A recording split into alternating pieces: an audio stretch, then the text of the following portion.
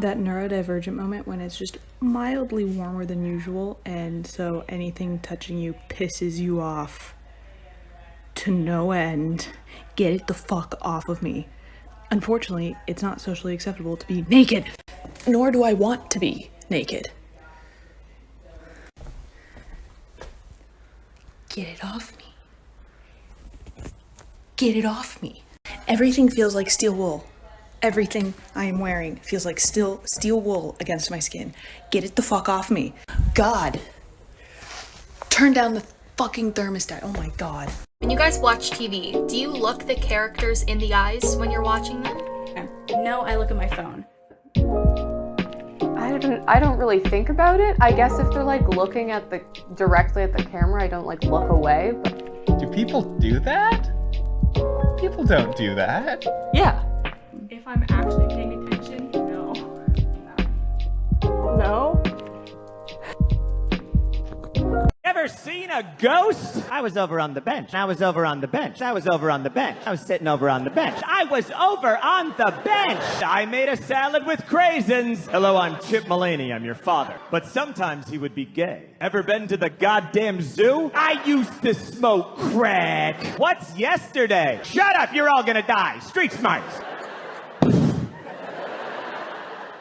Boom, orange juice. That's life. Now I've thrown him off his rhythm. Give us some money! Stay down on the ground. Stay down on the ground, you motherfucker. Do my friends hate me, or do I just need to go to sleep? But why don't we just tell our relatives that I'm a 4-year-old boy? Hey, do you want me to kill that guy for you? I am now gross. And watch this. Peppa! I'm putting wires into a board filled with holes to move the voices around. Hi. So, was anyone else called stupid or awkward or socially ineffectual as a kid? So you spent most of your teen years and young adulthood learning about psychology and sociology and the social world around you, and even political science and self-help to hopefully better understand what you're doing and, to overcome these symptoms of awkwardness and anxiety and hopefully eventually be a functioning person and have a good social circle. Only to find out that, well, sure, that's useful in academia, and sure, your parents are proud. Realistically speaking, you're kind of the social equivalent of overdressed for every occasion. Words that are too big, concepts that are too big. You're just kind of a deep person, and that's intimidating to people. Yeah, the social equivalent of overdressed.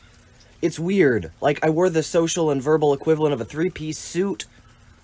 And that just doesn't go everywhere, I hope that made sense. So we all know infantilizing mental disorders is not okay. And it could be very, very harmful, actually.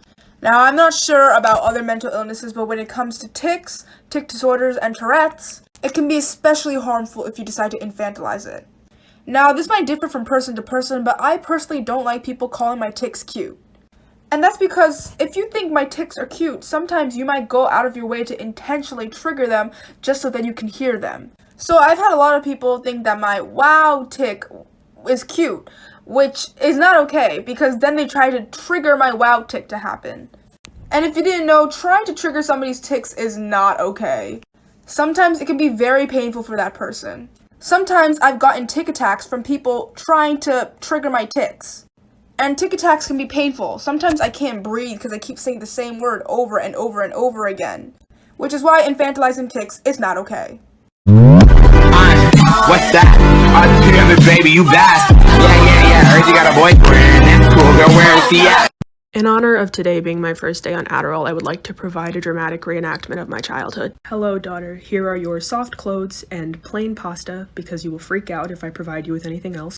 Thank you, mother. You want to show me your notebook? Just for clarification for those who may not know, what is the notebook? Yes. You have incurred several severe disciplinary infractions because you can't stop talking, so I send you to school with a notebook tied around your wrist for you to write down all your thoughts in that you can present to me at the end of the day like some kind of fucked up contemporary monologue. Thank you, mother.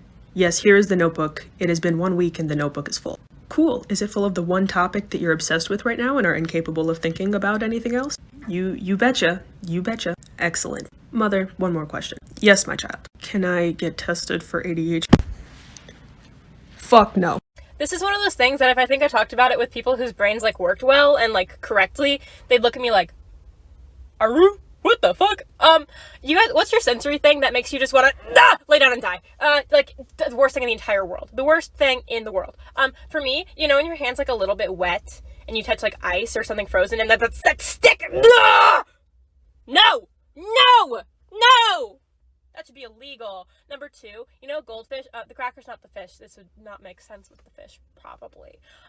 You take a little bite into them, right? And there's that air pocket. That should, and they taste so good, but that air pocket is a sin. This is a godless world because of that air pocket.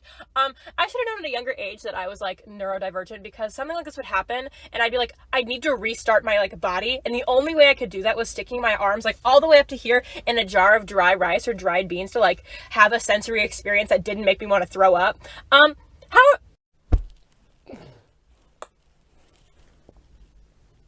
This is a tick. It happens very rarely, but it's like the more I try to let go of my hand, the more I clutch it.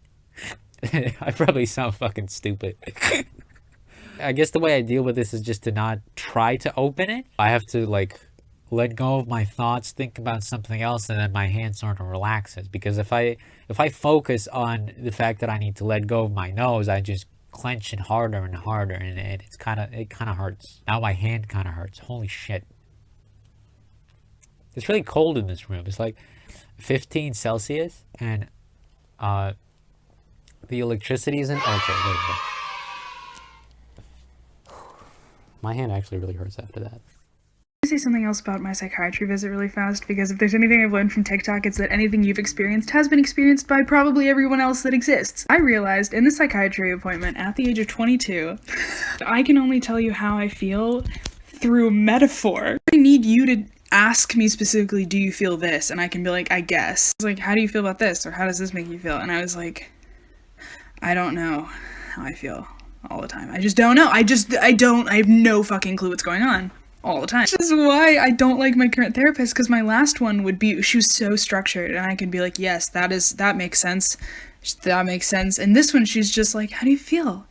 How do you feel? And I'm like, I don't know, bitch. Like I have one of those pencil sharpeners from elementary school in my chest, and it's like stuck, and there's also Go-Gurt inside of it. That's how I feel, but that's not an emotion. We want to maybe bust into a little bit of another topic here, Tup. Let's bust into a topic. What are you thinking, Charlie? Let's bust into song and dance. Does anybody else feel sorry for inanimate objects? I actually know something about this. It's called ordinal linguistic personification. It's a form of synesthesia, also a known autistic trait, in which you apply personification, or the idea of personalities or stories, to inanimate objects. Like one time I had these 2 locks on a bedroom door, and the top lock my brain associated with a queen. The bottom lock was more of a kind of like the queen's understudy. And it's also why 3 is Wednesday, Wednesday is yellow, and 3 is yellow. Fussy eater is just a term that parents made up to bully their neurodivergent kids. No, because, I mean, I've never been really that much of a picky eater. It's gotten worse, actually, recently. But my sister, who is 3 years younger than me, I'm pretty sure she's got something going on. ADHD, autism, ADD, I don't know. But she has always been an incredibly fussy eater. She's a big issue with textures in food, and my parents made pineapple ham casserole. They're white as shit. And she wouldn't eat it. She cried at the kitchen table until finally they took it away from her and they said, okay, fine, you can have it tomorrow for breakfast. And they fed it to her for every meal. Didn't feed her anything else until she fucking ate it and threw up. They made her take it to her fucking daycare center as lunch. And they were like, don't feed her anything else until she eats this.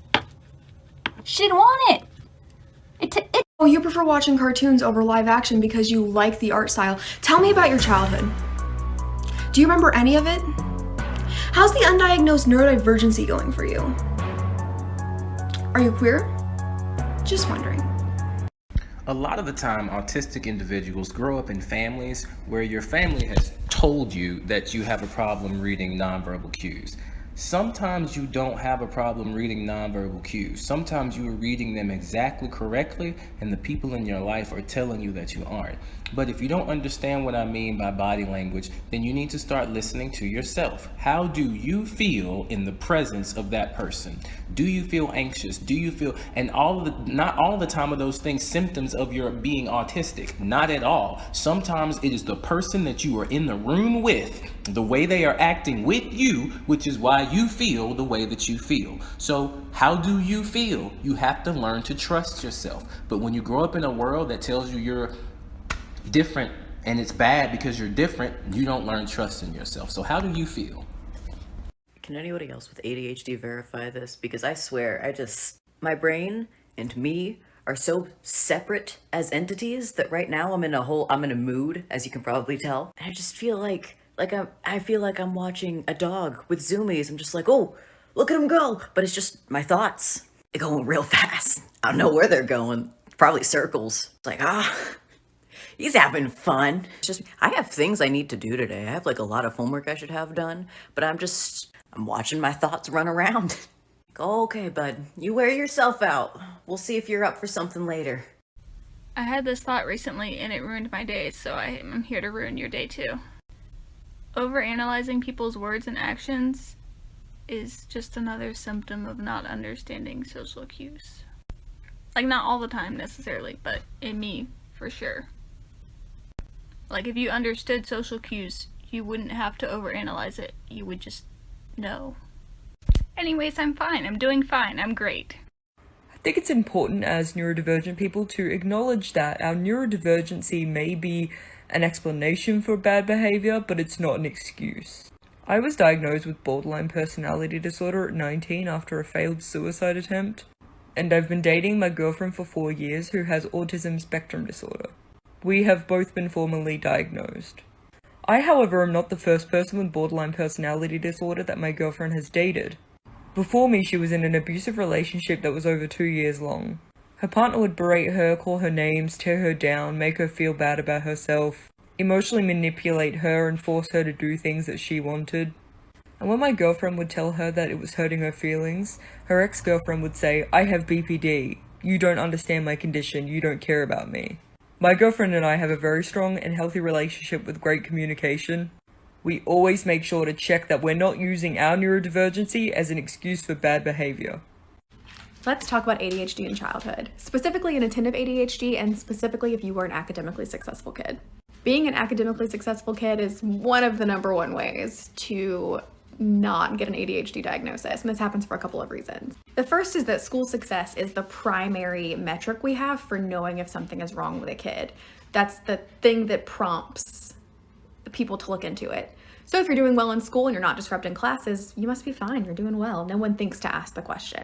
Another implication of this, and this is the more harmful one, is that over time, the smart kid success narrative becomes the definitive narrative for your life. And so when you run into issues later, ADHD is already ruled out because you would have had it when you were a kid. It would have affected you when you were a kid. And because academic success is the main and primary and wrong metric that we're comparing all these things to, it makes it that much harder to get a diagnosis when you're an adult.